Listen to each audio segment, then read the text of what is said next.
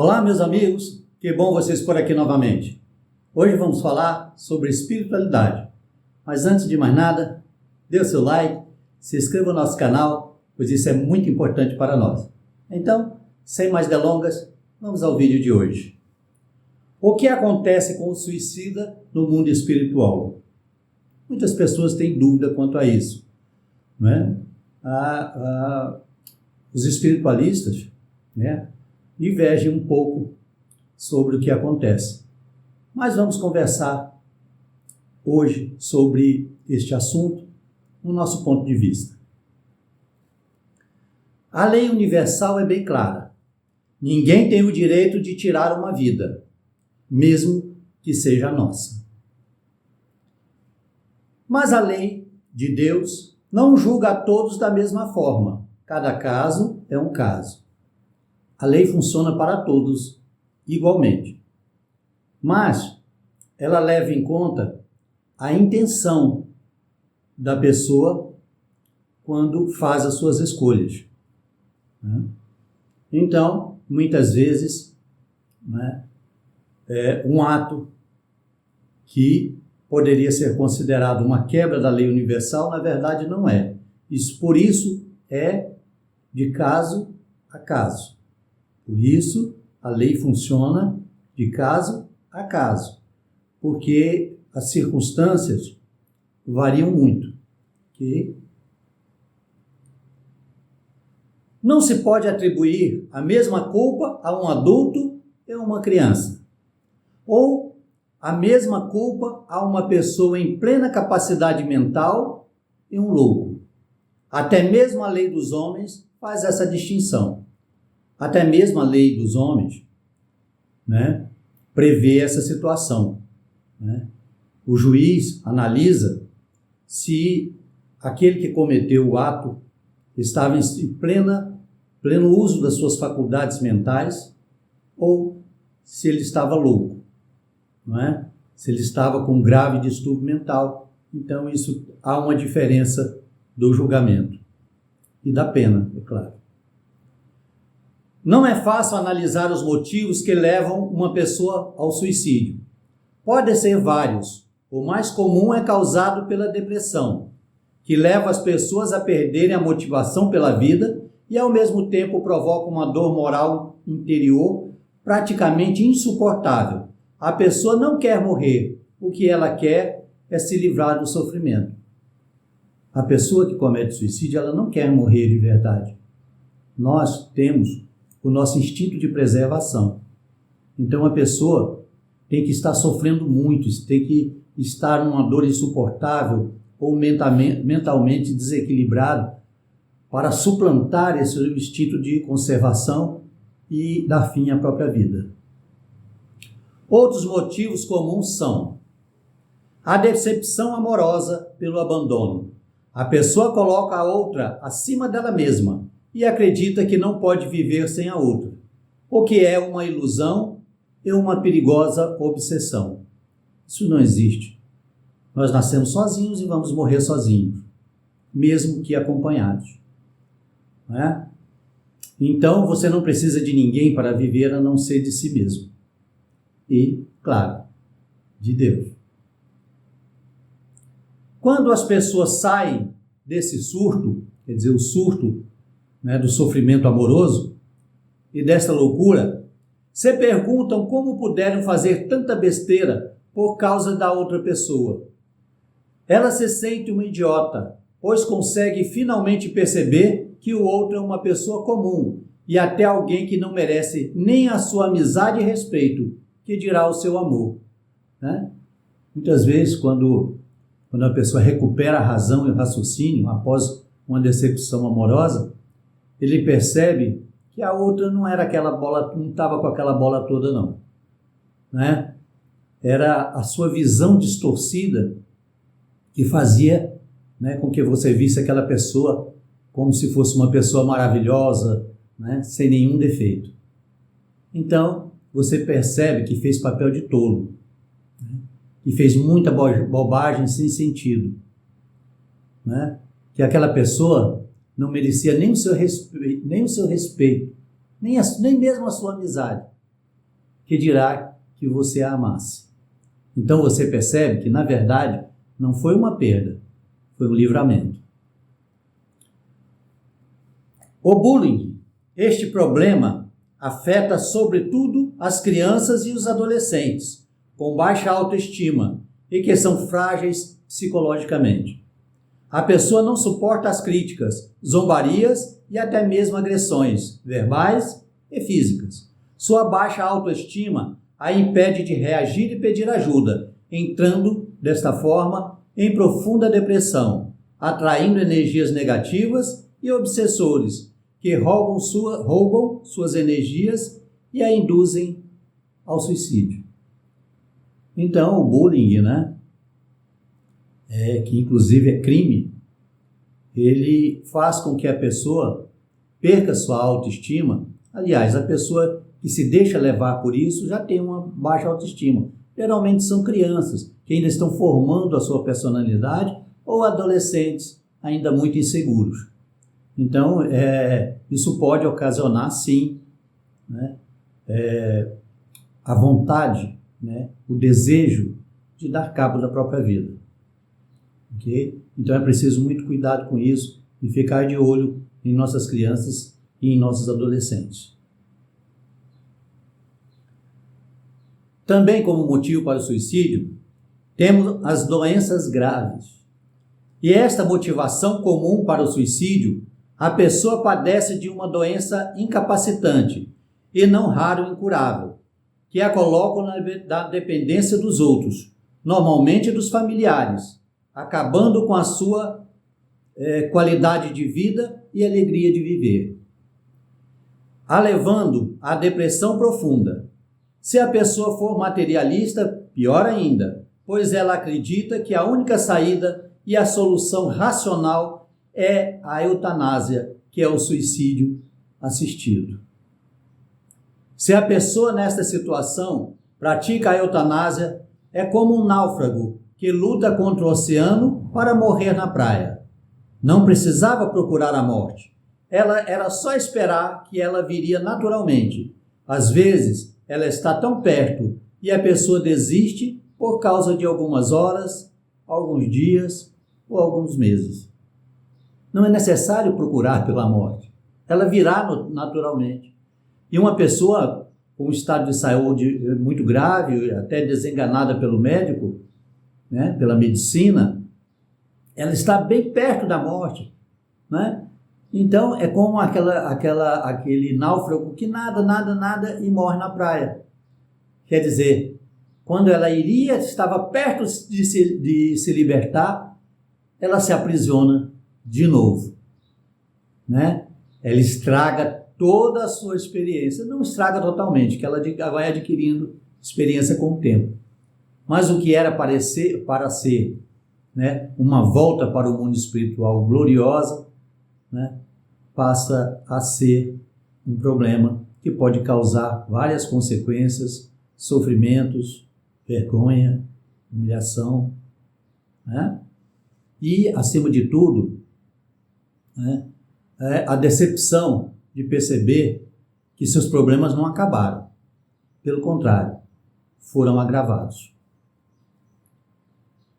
Outro motivo para o suicídio são desavenças familiares ou questões financeiras, não suportando as desavenças familiares ou temendo as agruras da falta de dinheiro para se alimentar ou alimentar a família, ou sem condições de pagar as dívidas. Então a pessoa, em um ato desesperado e por não acreditar ser capaz de arcar com suas responsabilidades, entra em depressão e comete suicídio, agravando ainda mais a situação própria e dos seus entes queridos.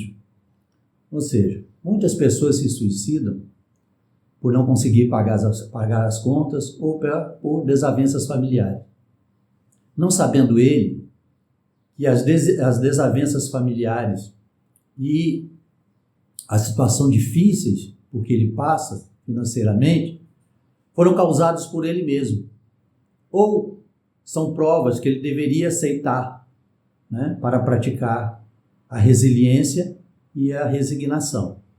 Então ele se mata pensando que esses problemas vão acabar, mas não vão, né? Além dele ter que responder pela destruição do próprio corpo físico, também vai responder pelo sofrimento causado aos seus entes queridos. E esses sofrimentos repercutem, né, nele, no mundo espiritual, que ele presencia o sofrimento e sabe que ele foi a causa de tudo isso. Então, vem o remorso. Notem que em todos esses casos citados até agora, existem duas situações que se repetem: baixa autoestima e falta de espiritualidade, somado ao materialismo que impede as pessoas de perceber além da matéria. Não percebendo além da matéria, a pessoa acredita que o corpo físico é só matéria, é só um monte de ossos e carne. E não é. É bem mais do que isso, né? Se ele realmente acredita, né, na espiritualidade, ele sabe que o suicídio é um ato inútil e só vai agravar os seus problemas e o seu sofrimento. A falta de autoestima leva a pessoa a fazer mal a si mesma e, como consequência, aos seus entes queridos. A falta de espiritualidade e o materialismo a impede de perceber que o suicídio, ao contrário de resolver os problemas e acabar com o sofrimento, apenas o agravam, como foi dito. A pior consequência do suicídio é a decepção de ver que a vida continua, o remorso e a vergonha pela covardia do ato impensado. O suicídio nunca será uma solução. Pelo contrário, só agrava o sofrimento. Por último, temos como causa do suicídio o transtorno mental e a loucura permanente ou momentânea, causada por graves traumas. Neste caso, apesar de ter tirado a própria vida, a pessoa não é responsável por seus atos e é considerada vítima da doença e não causador do suicídio, da destruição do seu próprio corpo físico. Sacrificar a sua vida para salvar outra pessoa sem intenção de morrer, além de não ser suicídio, é considerado um ato de generosidade e de sacrifício, louvado pela espiritualidade superior, né? É o sacrifício de Jesus e de outros mestres, né, que deram sua própria vida, e muitas pessoas comuns, né, que muitas vezes dão a sua própria vida para salvar os outros, né? Essas pessoas são dignas de honra, não são recebidas do outro lado como suicidas, e sim como vencedores. Portanto, as circunstâncias do suicídio agravam, amenizam ou anulam as consequências, né? Então, por isso que eu disse que cada caso é um caso. Não são todos os suicidas que permanecem um tempo mais ou menos longo no umbral. Cada caso é um caso. Não é o ato em si que determina o tempo de estada no umbral, e sim o estado de perturbação apresentado pelo espírito. Então, não é somente o ato em si que determina a permanência, né, por um curto ou um longo período do suicida no umbral, e sim as suas condições, né? O seu estado mental e vibracional. Geralmente, o suicida planeja o ato com antecedência, e isso gera energias negativas, e o pensamento fixo na autodestruição desarmoniza a estrutura energética do perispírito, que se acentua com o ato, plasmando no perispírito os efeitos dos métodos usados para destruir o corpo físico. Além disso, seres das trevas interessados em fazer o mal e sugar as energias do suicida o incentivam ao suicídio. Enquanto isso, os mentores fazem o inverso, tentando evitar o ato deslocado, mas no fim, cabe à pessoa, através do livre-arbítrio, decidir qual o caminho vai seguir e a quem dará ouvidos. Ou seja, aos espíritos das trevas, os espíritos negativos, interessa que a pessoa cometa o suicídio. pois assim ele estará drenando a sua energia, né? E o escravizará após o túmulo. Como eu digo, nem sempre isso acontece, mas é o que eles tentam, né? Mas ao mesmo tempo, os mentores tentam, de todas as formas, né, intuir, né, e para intuir a pessoa com pensamentos, com conselhos, né, para que ele não pratique o ato, né? Então, você tem os dois polos, né, o negativo e o positivo, e a escolha final é sua, pois você tem o livre-arbítrio. Nem o bem nem o mal podem tirar o nosso livre-arbítrio, pois é lei divina. O livre-arbítrio é uma lei de Deus. Portanto, nem os maus e nem os bons podem o retirar de nós. Isso é um direito divino que nós temos, dado pelo próprio Criador. Mas a pessoa pode ser obrigada a se matar, dizem alguns. Pode sim. Mas aí é assassinato e não suicídio. Suicídio é quando a pessoa decide se matar por vontade própria. Ora, um assassino pode obrigar a pessoa a se suicidar, né? Isso pode acontecer, mas aí é assassinato, né? A pessoa foi assassinada porque ele não tinha intenção de se matar, né? Ele o faz por ameaças a seus entes queridos, né? Por tortura física e psicológica. Então não é por vontade própria. Então ele não é considerado um suicida. Quando o ato de suicídio é praticado de fato, os mentores avaliam se é possível o socorro imediato do desencarnado. Se for, ele é levado a um pronto-socorro, pois o suicídio danifica o perispírito, ensejando um longo tratamento energético e psicológico. Normalmente o espírito é posto em sono profundo por um tempo mais ou menos longo, dependendo do caso. Então, quando a pessoa se suicida, os mentores analisam se é possível o socorrer imediatamente. Se for possível, ele é levado a um posto de socorro. Normalmente, o espírito está com seu perispírito gravemente danificado e desarmonizado. Então é preciso, né, um tempo no posto de socorro, né, para que eles recuperem o mínimo possível para ser transferido para uma colônia, onde continuará o tratamento e posteriormente será encaminhado para a reencarnação. Terá que cumprir novamente, passar pela mesma situação e vencer, né? Pois ele estava passando por aquela situação por uma necessidade evolutiva. Se não for possível o socorro imediato, a negatividade do espírito o atrai para o umbral, onde será monitorado pelos mentores até que possa ser resgatado. Então, a mesma perturbação e negatividade que impede os mentores de socorrer aquele espírito, também o atrai para o umbral, né? Para seres que vibram na mesma faixa do que ele.